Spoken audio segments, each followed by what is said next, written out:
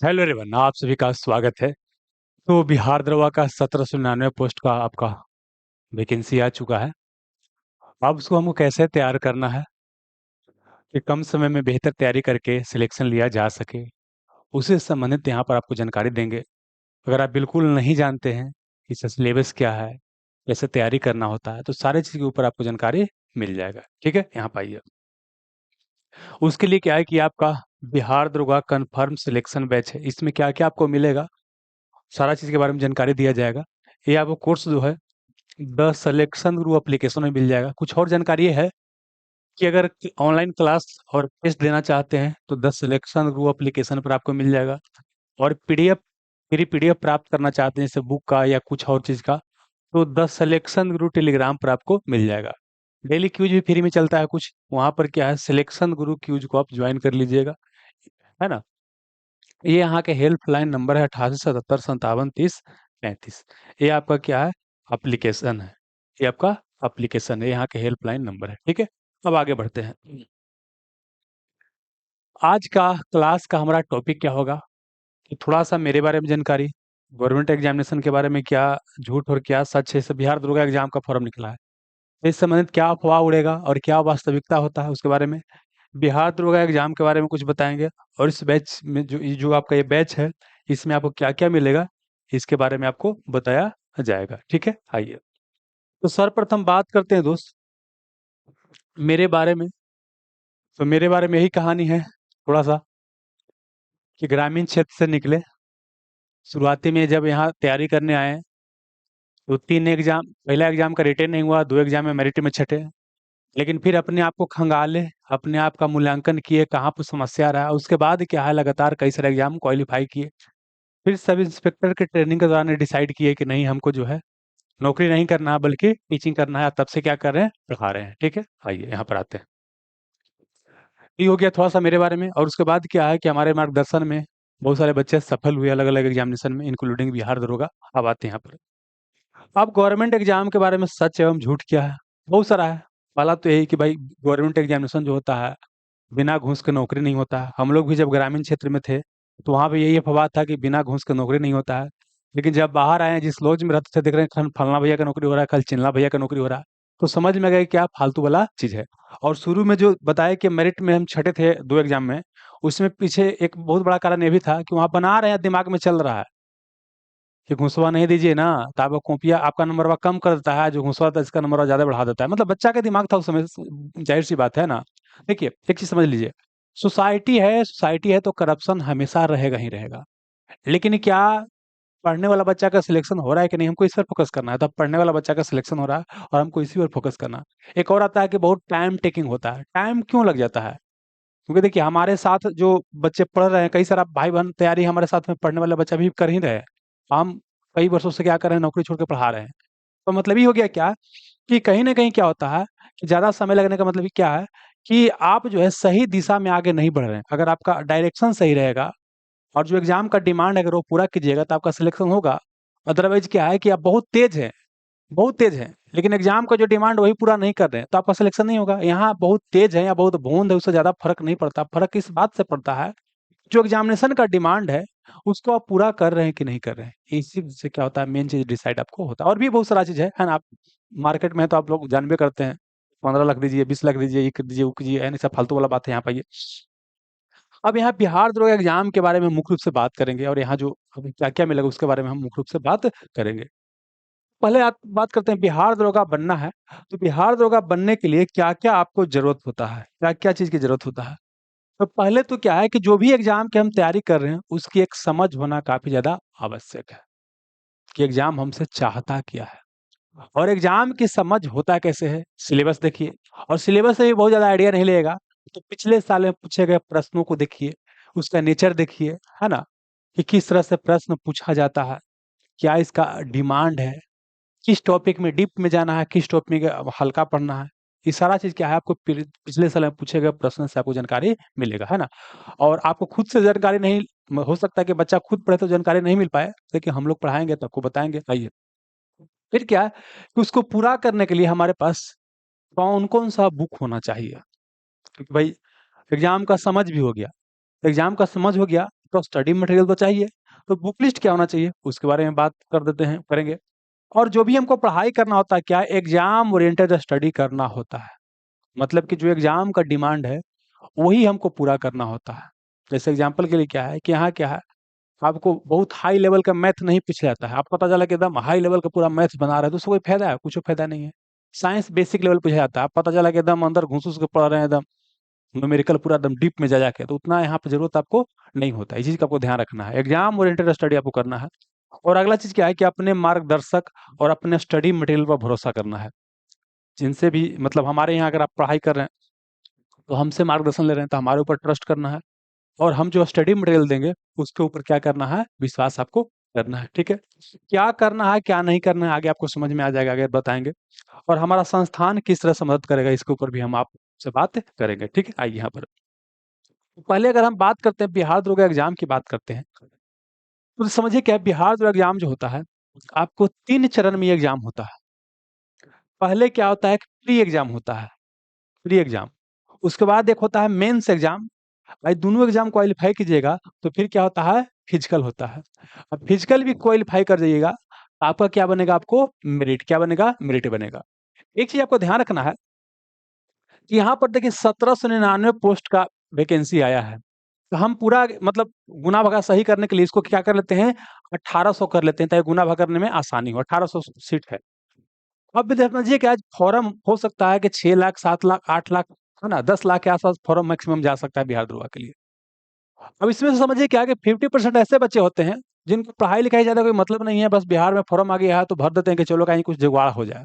वो 50% वही हो गया। तो मतलब समझिए कि अगर 10 लाख फॉर्म भरे, 10 लाख फॉर्म जिन्हें नहीं नहीं जाएगा, लेकिन मान लेते हैं तो 5 लाख तो इसी है, उससे कोई कंपटीशन है नहीं। कंपटीशन बेसिकली क्या होता है ना कि जो आपको बोल सकते हैं कि 50-60 हजार बच्चा होता है ना, उसके बीच क्या होता है, असली कंपटीशन होता है।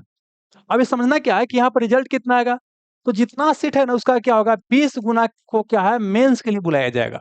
मतलब बोल सकते हैं कि 18 दूनी 36 हजार, मतलब कितना बोले, 36 हजार बच्चा को क्या है कि मेंस एग्जाम के लिए बुलाया जाएगा। इसका मतलब ये हो गया कि आपको पहले स्टेज में क्या है, प्री एग्जाम क्वालिफाई करने के लिए 36 हजार बच्चा के बीच में आपको आना है। तो मतलब समझना भी पहले क्या है कि 36 हजार क्या है सीट है। ठीक है, और उसके बाद जब यहाँ मेंस दीजिएगा, यहाँ पर जब मेंस दीजिएगा तो वहां पर क्या है, फिर 6 गुना बच्चा को फिजिकल के बुलाया जाएगा।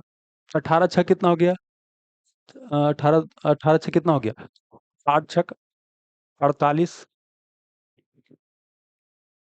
6, अच्छा 18 6 का टोटल से, मतलब कि आप बोल सकते हैं कि 10 हजार के आसपास बच्चा का क्या है आपको बुलाया जाएगा।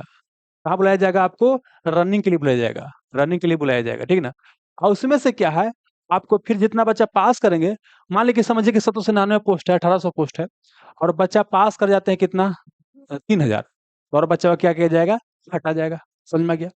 अब देखिए क्या है कि मुख्य रूप से समझना क्या है कि मतलब फिजिकल तो जरूरी है ही है, लेकिन पहले क्या है कि हमको प्री एग्जाम और क्या है आपको मेंस एग्जाम क्या करना है, फोकस करना है।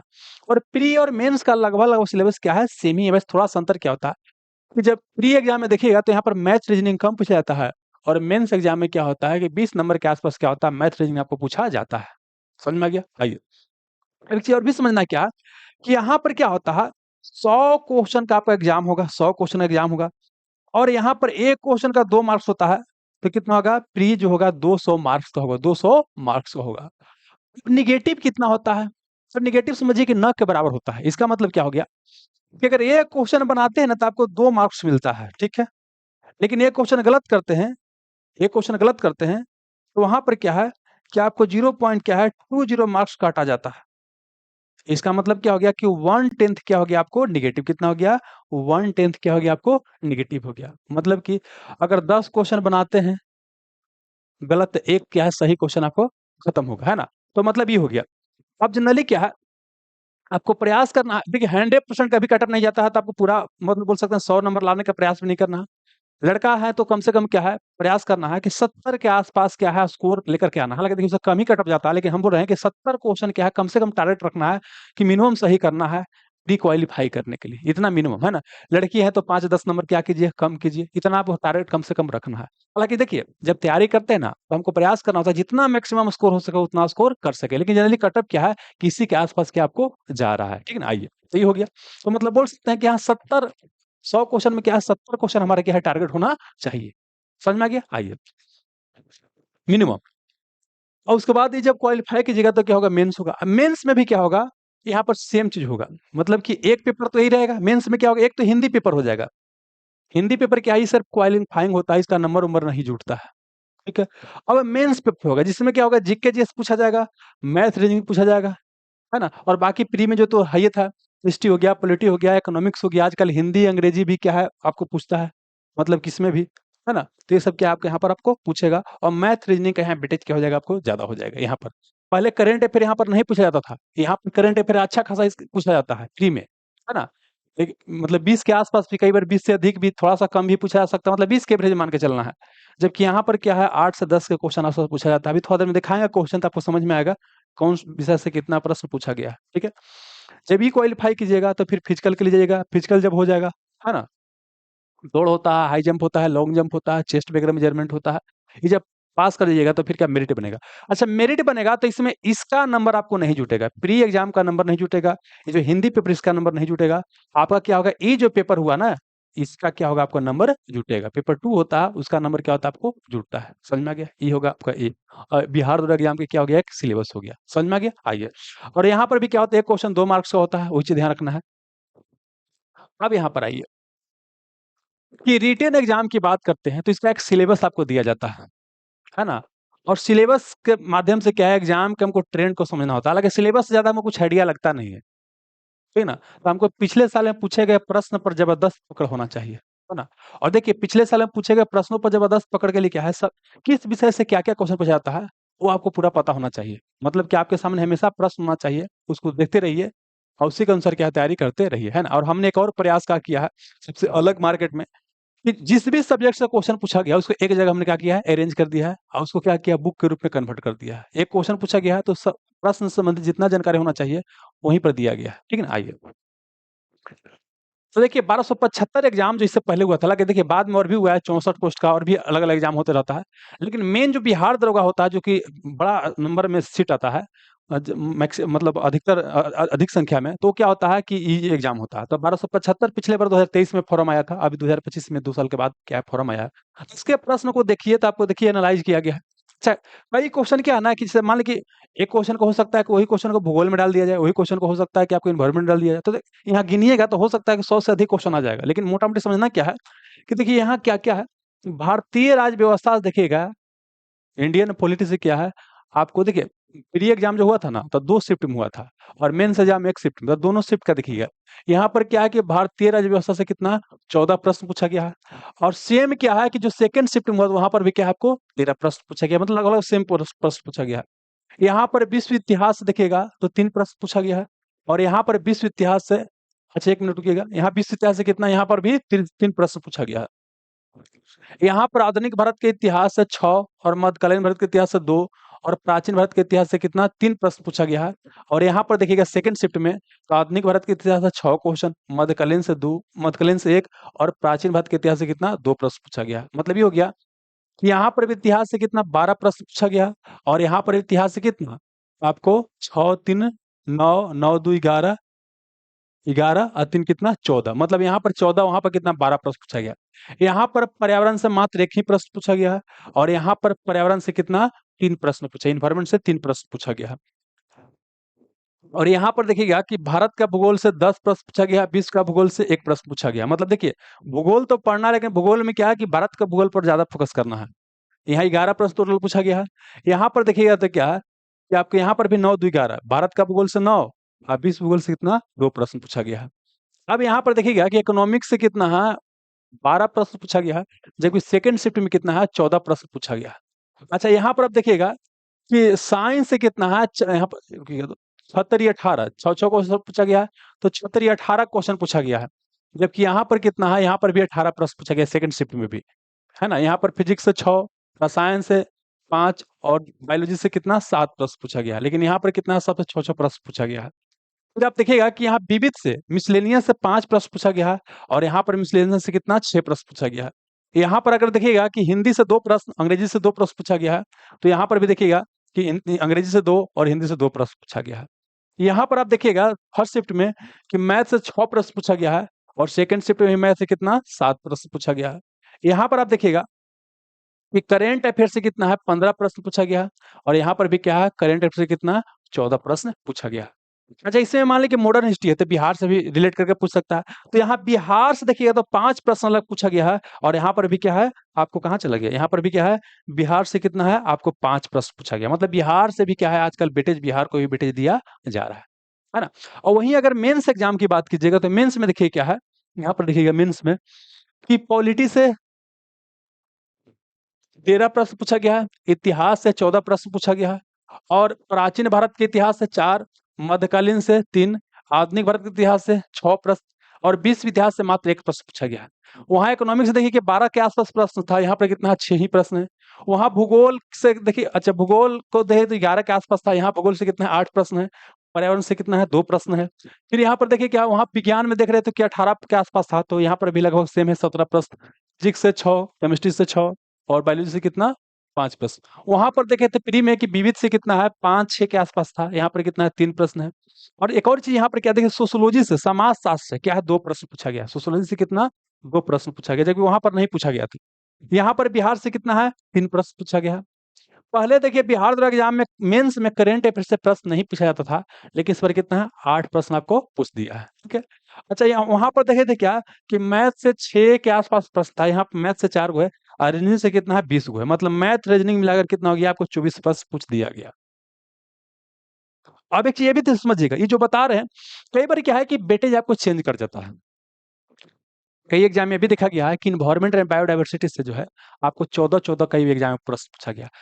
पहले इकोनॉमिक्स से प्रश्न न के बराबर पूछा जाता था, आजकल इकोनॉमिक्स से भी क्या है प्रश्न आप देख रहे हैं कि 14-14 पूछा जा रहा है। मतलब ये हो गया कि सभी सब्जेक्ट पर क्या है आपको पकड़ बना के जाना है। एग्जाम में किसी भी अगर सब्जेक्ट को वेटेज दे दिया और अगर पढ़ के नहीं गए तो आपके लिए क्या पड़ेगा, भारी पड़ेगा, है ना। तो इस चीज को आपको क्या करना है, ध्यान रखना है।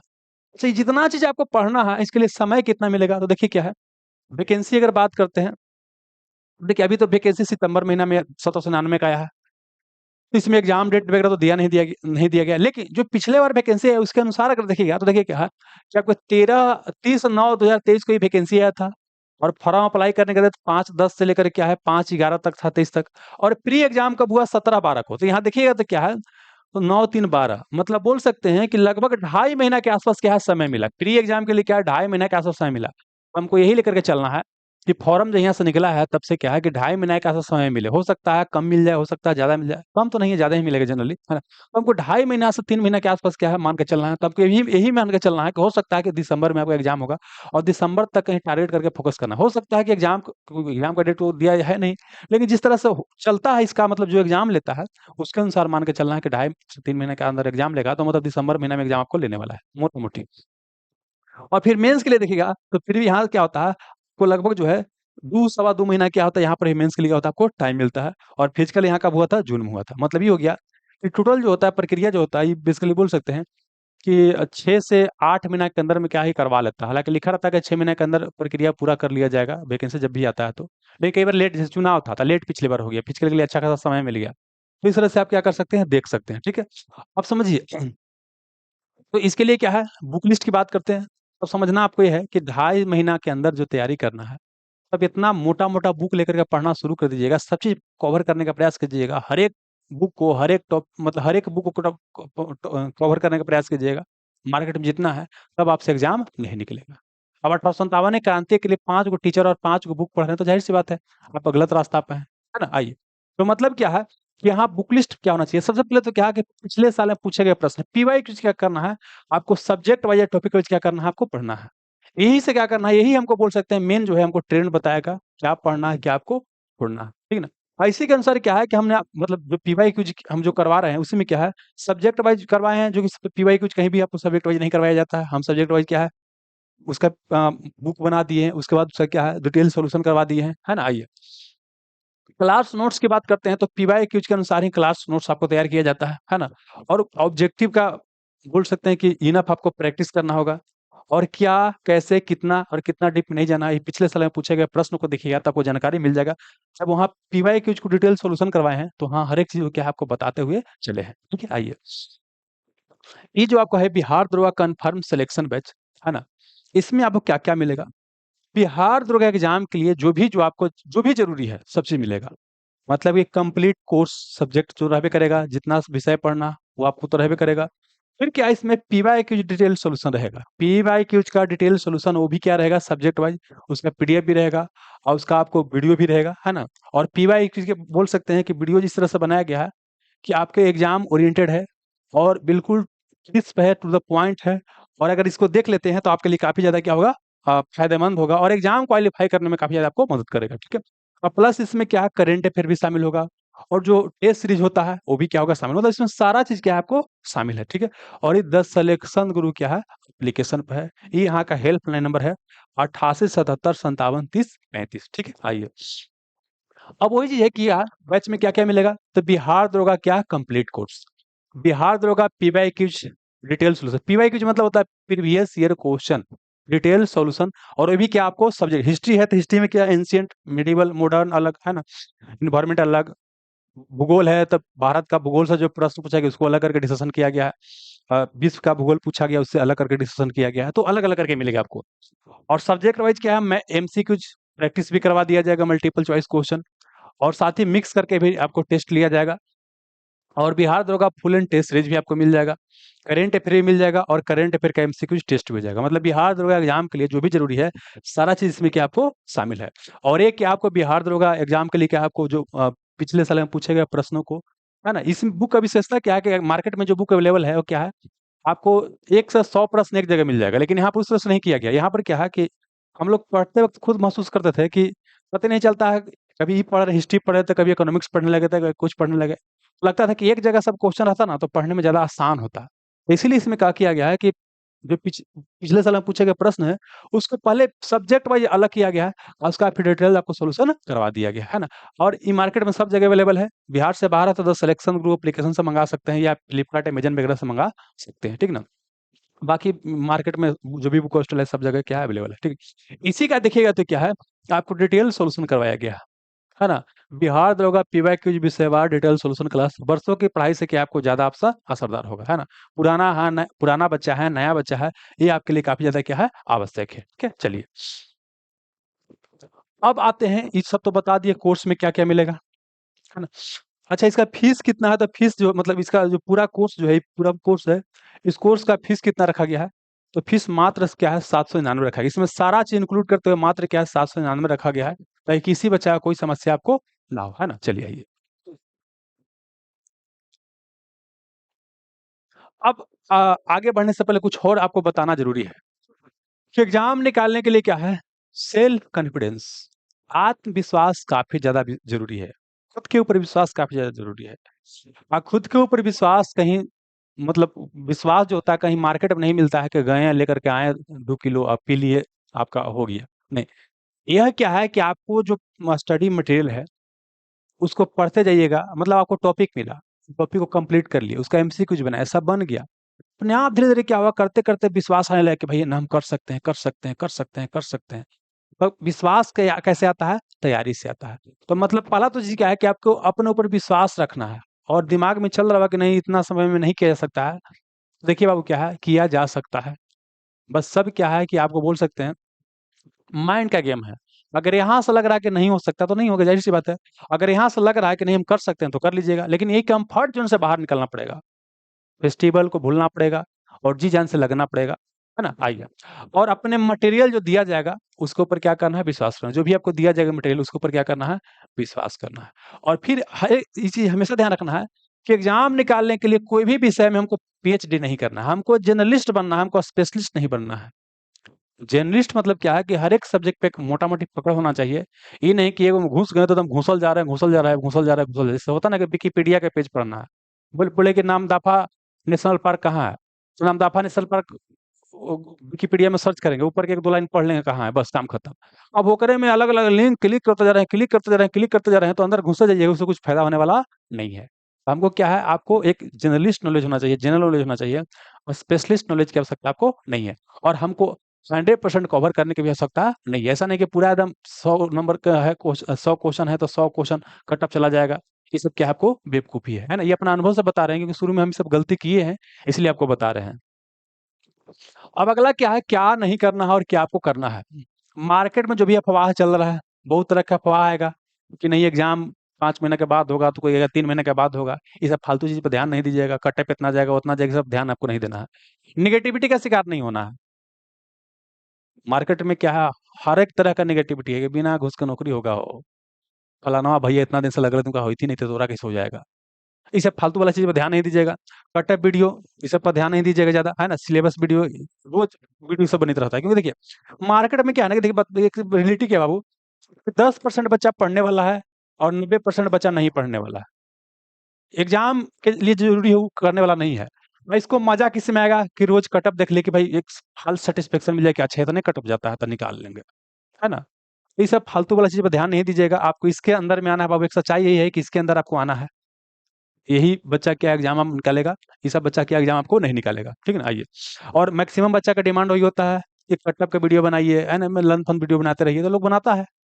आइए, बुक का गोदाम नहीं बनाना है और 10 नाव की सवारी नहीं करना। ये नहीं कि पता चले कि बिहार दरोगा की तैयारी कर रहे हैं, सब चीज सब एग्जाम का फॉर्म डाल दे रहे हैं, तो क्या है एग्जाम निकालने में आपको समस्या हो सकता है। एकदम बिल्कुल क्या है, डेडिकेटेड होकर के आपको लगना है, और स्पष्टता बिल्कुल होना चाहिए, क्या करना है, कहाँ से करना है, कैसे करना है।